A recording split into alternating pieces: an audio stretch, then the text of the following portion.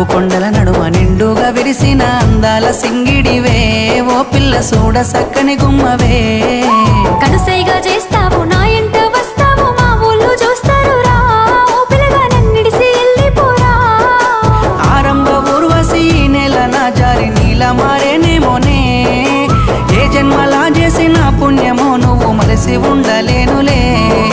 నిండు పున్నమి వేళ ముద్దుంగా నవ్వేటి అందాల జాబిల్లివే ఓ పిల్ల సొగసైన సిరిమల్లెవే